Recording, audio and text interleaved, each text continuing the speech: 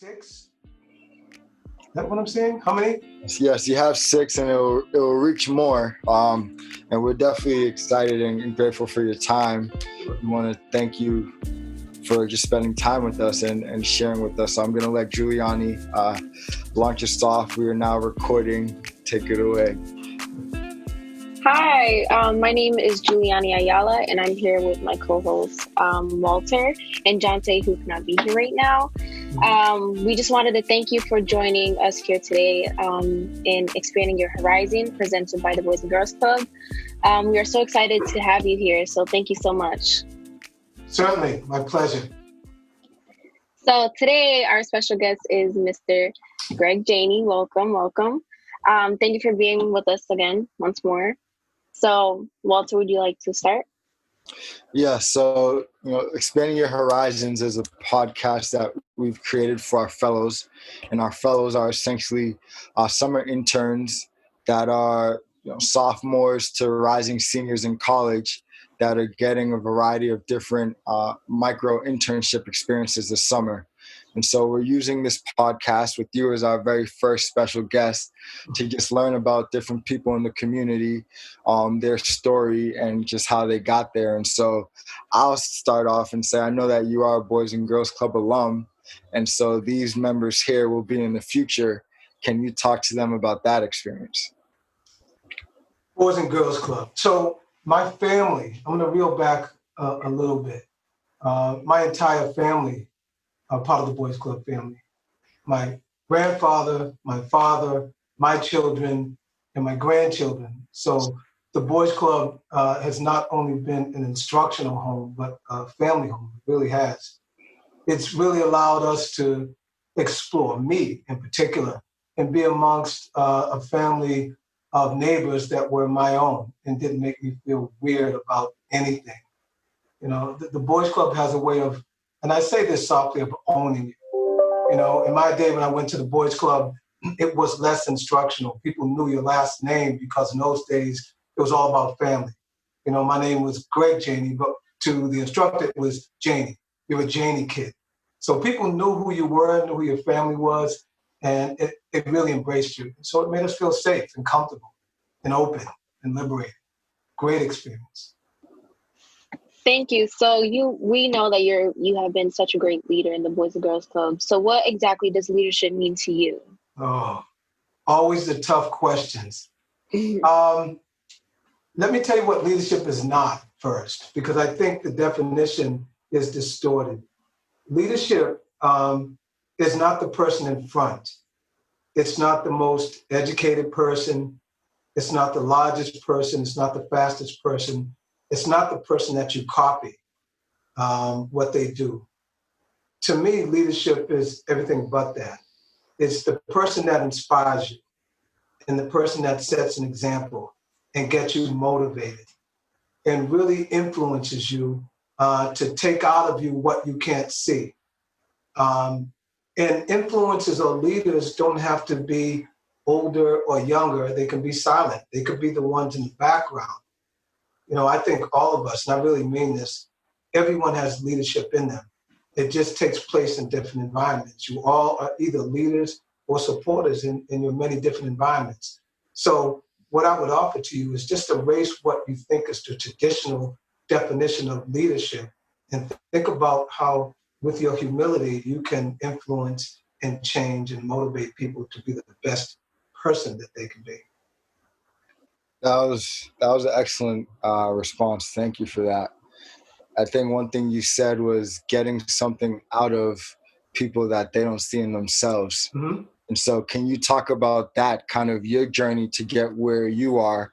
I'm sure you didn't always know you're going to be Greg Janey in this form. So can you talk to them as they're trying to find their direction and path? Oh boy. I'm smiling because you have to buckle up. That's a long story. I'm an old guy, right? That's a long story. But, I'm going to try to, and please jump in. I'm going to try to give you the milestones of my journey and tell you really who I am and where I came from. And then I'll jump into, working my way into this business, which to me is really a vehicle for leadership I'll get into later. So I'm from Roxbury. My family is from public housing. And I mention that because I'm regular Roxbury guy. There's nothing special, if you will, except for the love of my family, my neighbors that embraced me.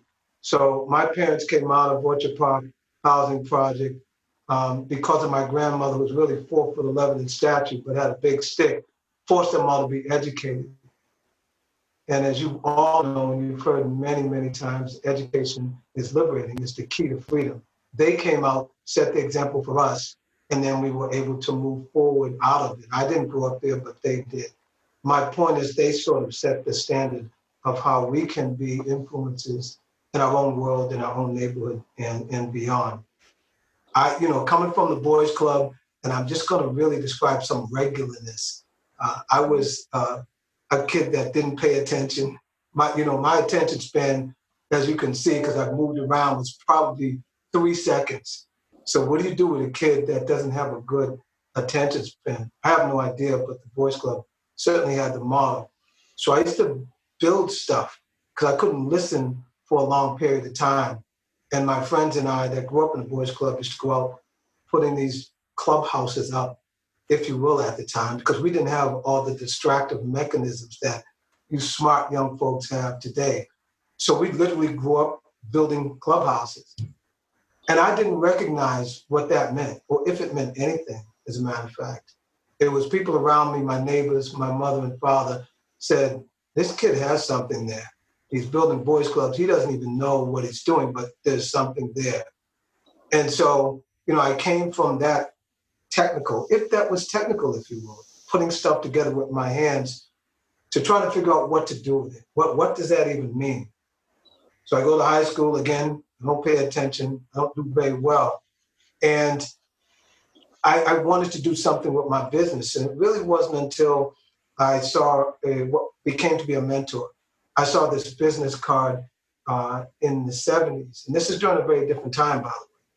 These civil unrested moments, if you will, tell the world. But what's going on right now happened in the 60s. And so it wasn't very often that you saw an image of a Black business. I happened to stumble over a business card with these 5 guys with these big afros. And I said, oh my God, what is this? I looked at it and it was a Black construction company, a Black-owned builder.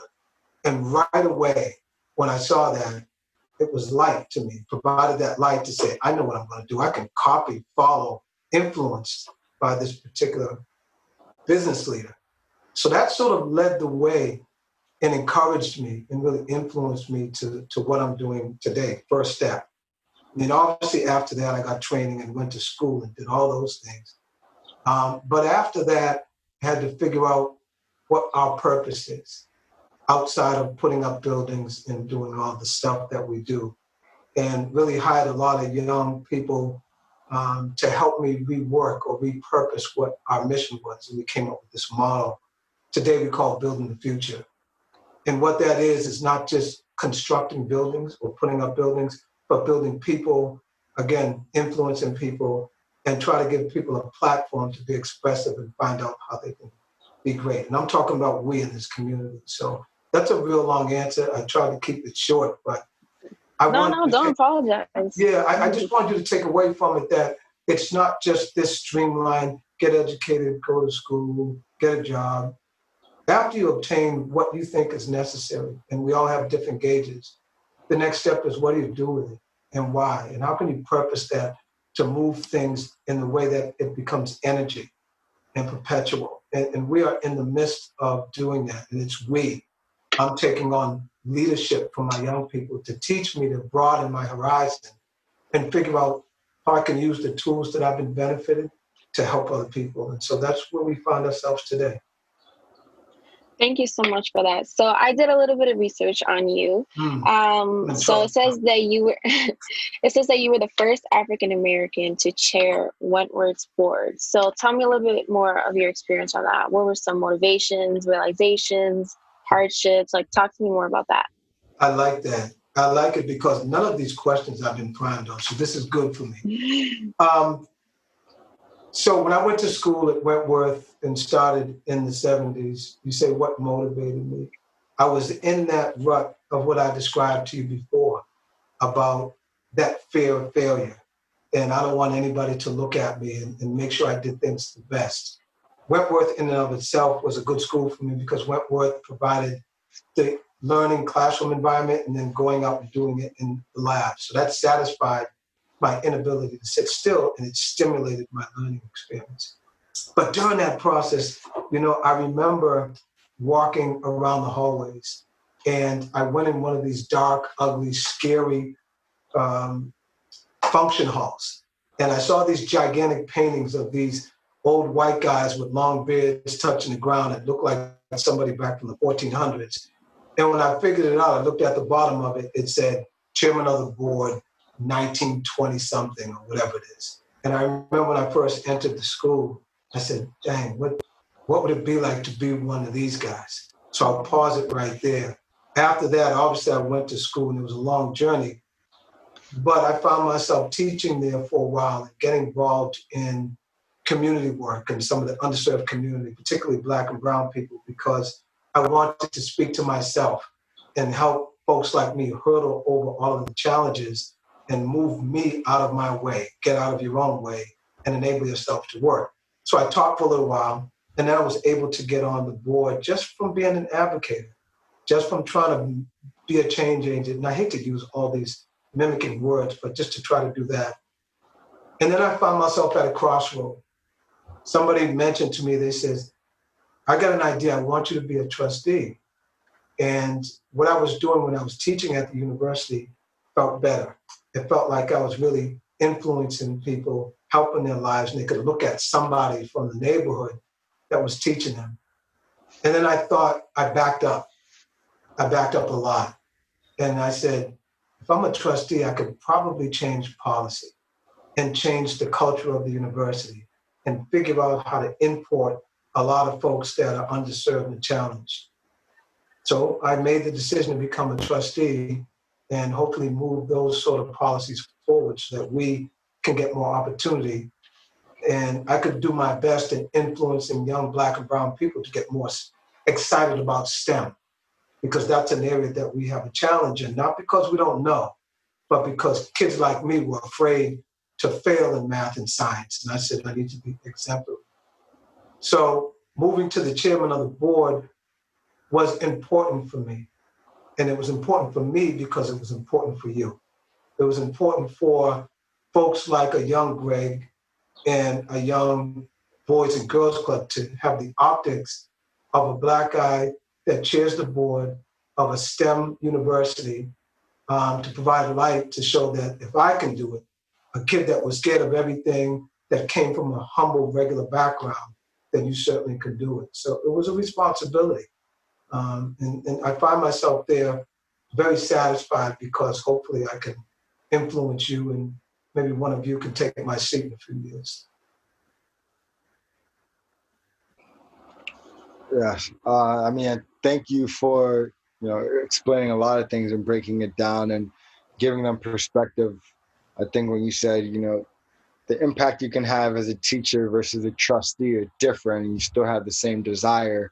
And so I think even with that, talking with our fellows about them being able to give back and it never being too early to start thinking about how you can give back and help that next person. Can you talk about any value that you find in that? About being able to help the next person? Well, yeah, about as a young person, it not being too early for them to begin thinking about how they help others as they're moving forward. Everyone here has essentially opted into this, attended monthly workshops, and has selected to be taking this pathway. And so their future is on a trajectory where they're going to be making more good decisions. And so just about, like you're saying, having a desire to look back, help the next person see the opportunity and find the door. Yeah, that, and I appreciate that. We all, if we really think things simply, we're all here for that. What you've learned, what I've learned, what we've been taught is simply not ours. I mean, we are vehicles, we're conduits. It should run through us to somebody else, because you want to help everybody because it's going to help you is the first thing. And for you young folks that are getting into, I don't want to say the repetition because it's not a repetition into the culture of what you're doing today. I couldn't do this when I was your age. I was chicken. I was afraid to speak. I was afraid to speak in front of anybody. It just didn't happen.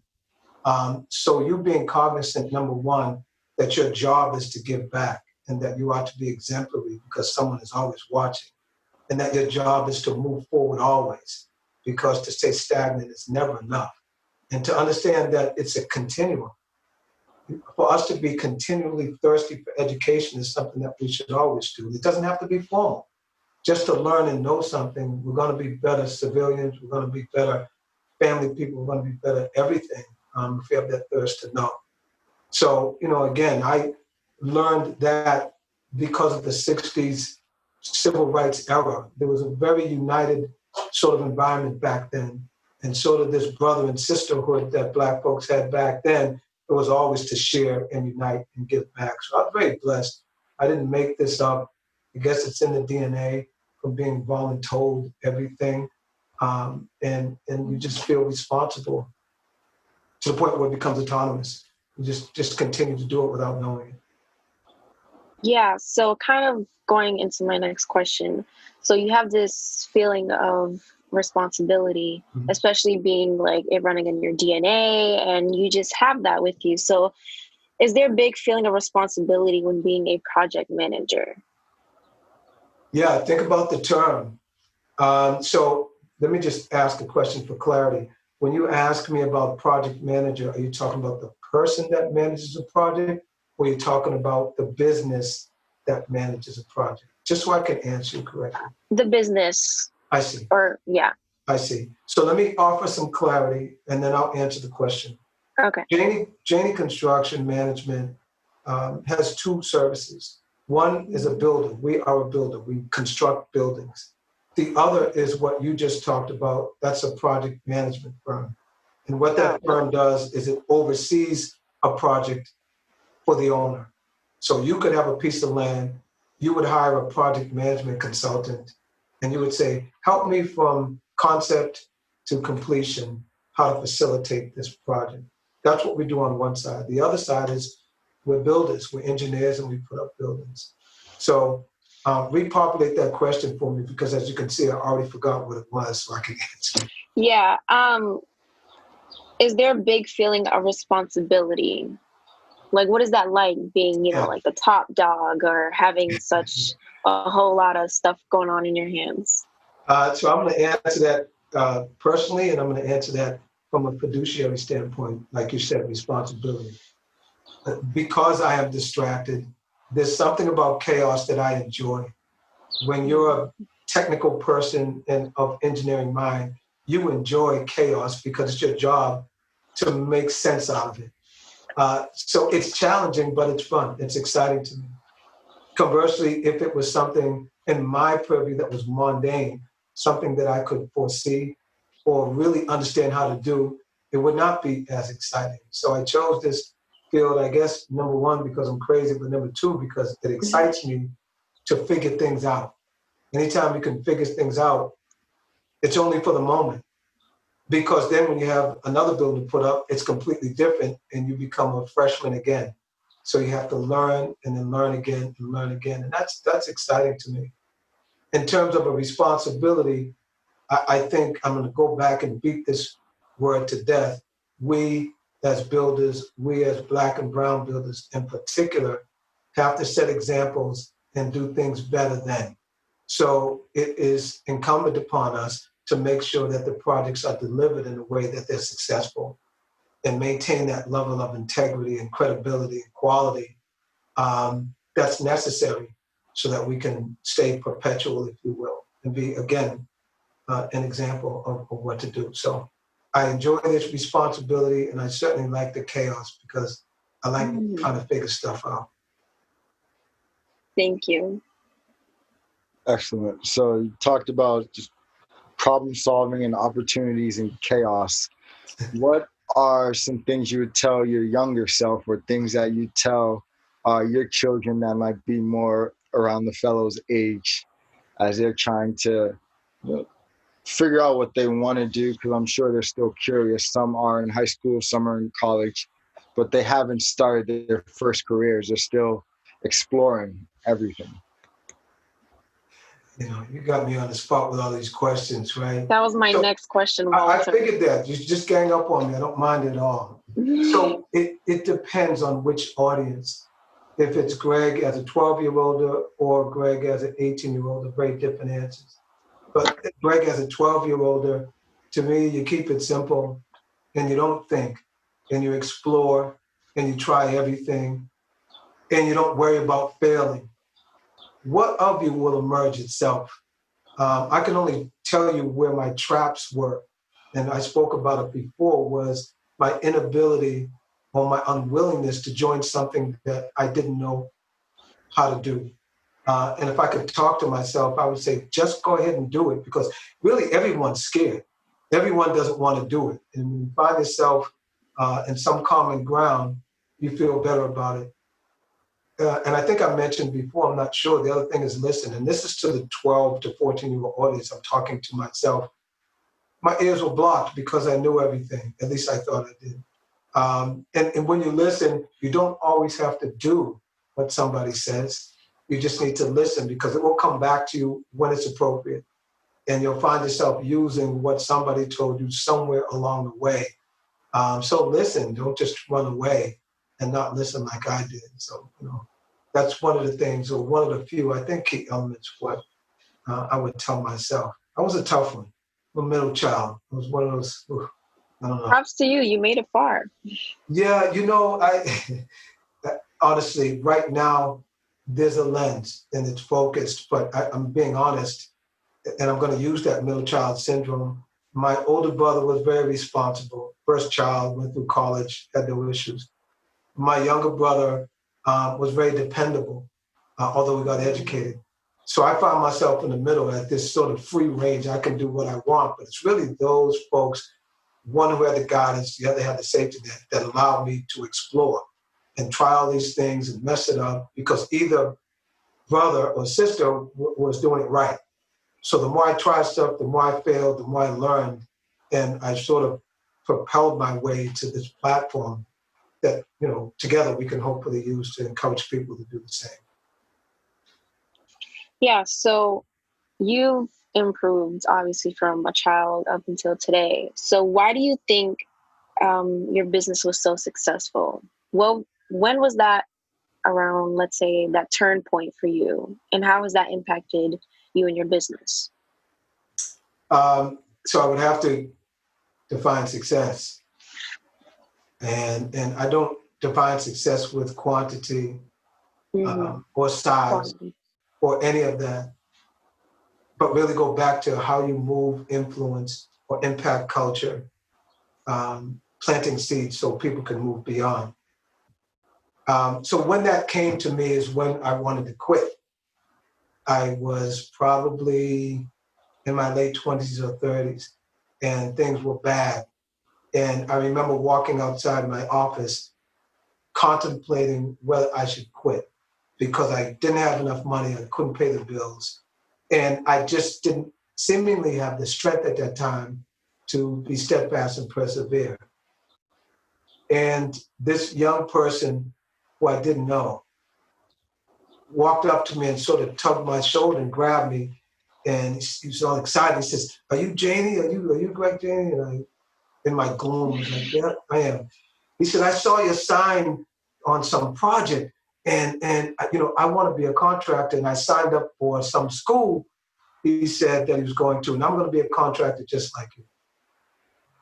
Mm-hmm. And I stood there, and right when I was ready to walk off that cliff and say, forget about it, realized that I couldn't quit now, because I was no longer working for me. I was working to provide that light for somebody else. So when you talk about success, that was it for me. That's the food or the fuel for my moving forward. And those things, like, again, that are immeasurable, to me are the forces that will keep you going in perpetuity. It leads you to that responsible platform to keep moving. So success was that. That was a huge milestone. And if I would add one more thing, it would be probably 8 to 10 years ago, when a lot of young people wanted to work for us because of who we were, not what we did. A lot of messaging we were getting that was reaching out to us, they were saying, wow, you guys are really about this particular culture. I want to work for you. And so the doing part became secondary. That was what I would consider success. Thank you. Yes, Giuliani, that was a perfect segue, because that was one of the things I was going to ask you about, was kind of mindsets, being a boss versus being an employee, and kind of the differences, and if you were ever in the employee position, and kind of when you had that switch to start Janey and take it to that place where you were then running things, and how it was different. I enjoyed both equally, and I probably am both all the time. I'm one of those individuals that you feel whatever role that's necessary, where I can provide, where I at least provide support. That's what I do. When I came to that transition, I was always taught to build your own value. Back to the old cliches that you heard, but are very, very important. Be on time, do your work, first one in, last one out. All of those things help me move into that opportunity to become supervisor, manager, boss, etc., if you will. But redefining those things are very important as well. Just because somebody is your superior or your supervisor doesn't necessarily mean that they're your boss. Only technically they are. So I enjoyed both. I enjoyed, I'll use your term, being the boss, because I love listening to all the ideas that I thought were right but are completely wrong. Particularly when some young person comes in and asks me that what if question and knocks me off balance. So I go in with my chest out and try to say, here's what we do, because I've been doing this 1,000 years, until somebody's out of this. Yeah, that's good, Mr. Janey. How about if you do it this way or that? And then I find myself stumped.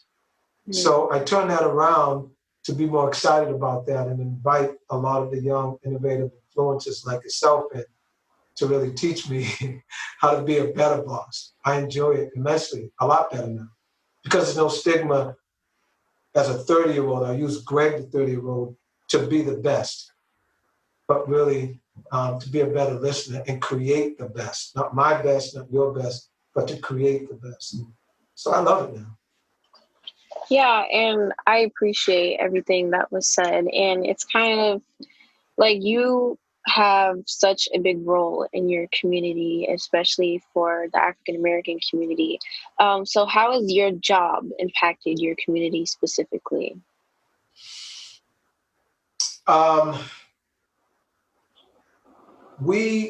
This firm was really built on, how can I say, 3 pillars. And I have to connect it to how I think not only we impact the community, but the community impacts us. I think there's reciprocity in it.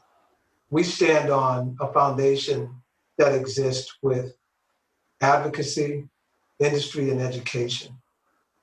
And all of those have to take place because we're responsible to go out and get what we want, not wait for it, go get it. You have to advocate, you have to literally go get it. Whether it's social injustice, racial, whether it's education, whatever it is, you have to advocate for what we want. Secondly, it's up to us to learn. I mentioned earlier about being a continuing learner and learn more. That's where the education comes from. And then industry, being leaders in our industry. And what that means for us, which is part of our Building the Future campaign, it's not a campaign, it's a culture, is being ahead. And to be ahead doesn't mean you have something that someone else has already done. It's being ahead of that and trying to make something again and failing and trying to be ahead of the industry. So when we have all 3 of those things, we hope that, again, we'll influence people that we're continually to try and stay ahead of things, to give people opportunities. Our whole goal is to connect our community with science, technology, engineering, and math, number one, and being an entrepreneur and trying their business and moving forward that way. what we got from the community, what we continue to get is support and encouragement. I'm telling you, there's nothing like the look we get on the faces of people in our community that seems like a sense of pride. And when you have somebody looking at you like that, this you can't reverse it. You can't fail. Whatever it is, you have to keep moving. So it's support that we wouldn't get otherwise. So I love the community. I embrace the community. I'm of the community. And so, I don't know what more to say about that except we need each other, and hopefully we've influenced one another. Amen to that.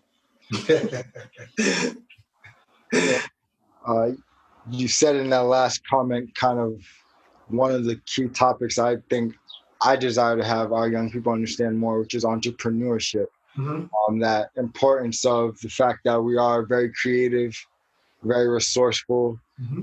A lot of times creating the trends, but primarily consumers and not producers. Can you talk about the power of entrepreneurship? Sure.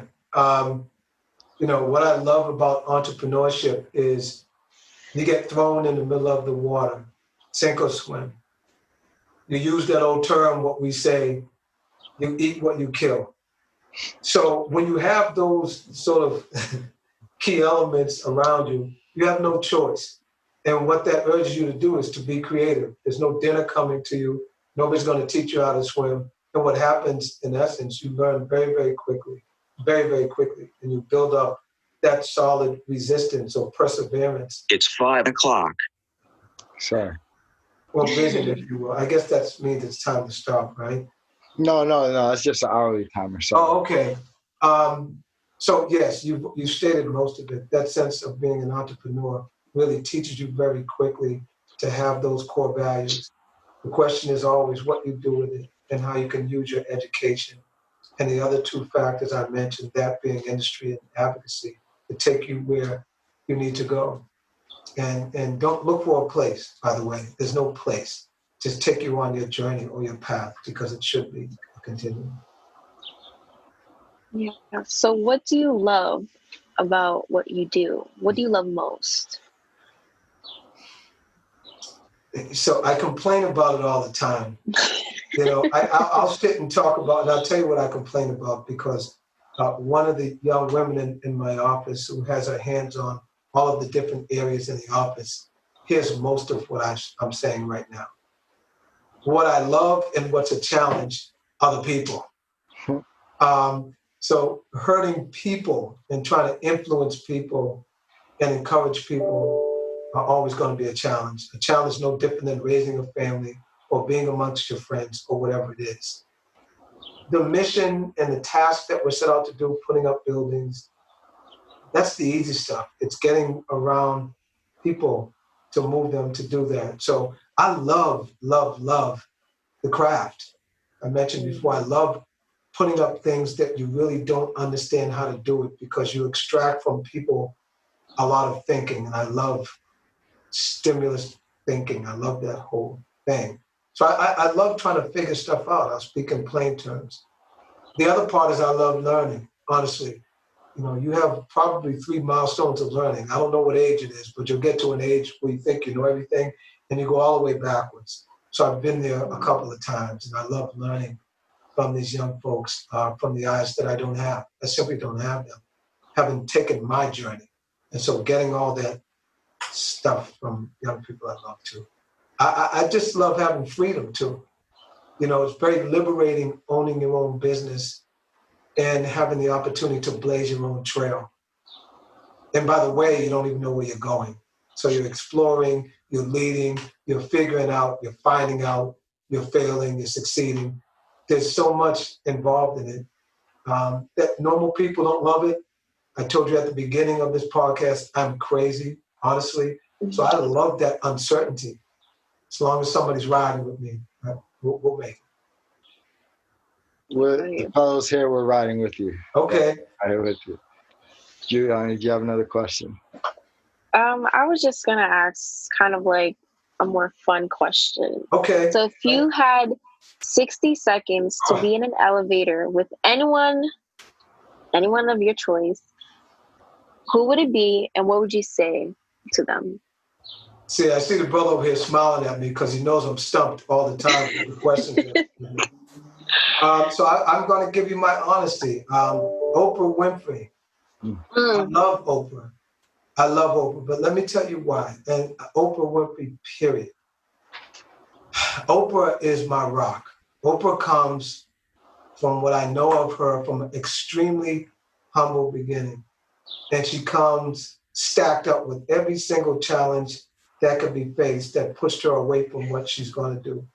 She came from a stature that Hollywood didn't accept at the time, bigger woman. She came from a face that Hollywood didn't accept at the time. Physical features, face, nose, mouth, hair, everything. And still she moved forward, one step at a time, and she wasn't knocked backwards. You know, she is one to me that is just a model of perseverance. You know, one of the things that really got me excited about her is I was watching, I forgot what it was, some news outlet one day, and I saw that some Texas oil guys or whatever it was suing her for something. And the image or the optic in front of me on TV was this Black woman with one or two of her associates with her, surrounded by, I don't remember how many, a lot of these Texas oil hat wearing, apparently strong body. And there she was in the middle of it with her head up walking forward. They went into court. Everyone expected this rich oil company, whoever it was, to win, and she came out as a winner. And so every time I have a problem or a challenge, it makes me think of Oprah. You sort of go back to, man, if she was able to withstand the things that I couldn't even think about, I'd have to hold on. So what would I say to Oprah? I would just say, Oprah, thank you for fighting the fight for us, for me. And thank you for holding on and being the rock. I really wouldn't know what to say except for thanking her, honestly. But she's certainly my rock. That was interesting. Yeah, definitely. And one that, you know, it gives perspective around people find their support from different areas and different things. And so when you see success in something that you can relate to, it helps you want to mirror that. And that was what you said earlier. That's how you start your construction company. That's what you're hoping to do with this podcast conversation with the fellows here. So definitely, I would say, can you talk briefly just about perseverance, right? Having to overcome obstacles. Earlier, you mentioned being better than, and kind of, well, exceeding the expectations people may have of you and dealing with just overcoming those challenges. Like you said, in the earlier times, the 60s and 70s, it's now almost like replaying itself. So kind of where can they find some ground in this climate? You know, you answered half the question for me. Paying homage and walking the path that others trailed for me is in my rearview mirror. So you have some guidance. I look behind and I say, wow, these folks have pushed me forward. You know, perseverance is staying focused and ignoring distractions. Everything completely distracts you from all over. And the ability to stay focused, and you guys know what I'm talking about. Everything distracts you. And your ability to stay focused, laser focused, no matter what, will provide perseverance. Nothing else. You already are provided, or we are already provided by some strong backbone superstars, pioneers that have pushed us along the way. It's our now responsibility to take what they provided for us and move forward. Anything less than that is failure, so far as I'm concerned. And not failure in the way that is measurable. I mean, doing nothing is failure. Moving forward is success, even if it's one stone. So stay focused, have respect, and pay homage to those folks who have bled for us, and continue the path forward. Excellent. thank you. I think this was a great launch of our first podcast. We're officially going to bring it to an end with those 3 points. We definitely want to thank you for your time, Mr. Janey, and I'll let Giuliani say something as well and wrap it up. Sure. So, yeah, well, this was awesome. Thank you so much. So we will see you guys next time on Expanding Your Horizon with the BGCB. And thank you, Mr. Janey, for your time today. Well, thank you folks for having me. I haven't had a tougher but more exciting audience. And I mean that. You folks were wonderful. I like how everything wasn't scripted and you challenged me to answer you on the spot. So thank you. Thank you. All right. Take care. Have a great day. Bye.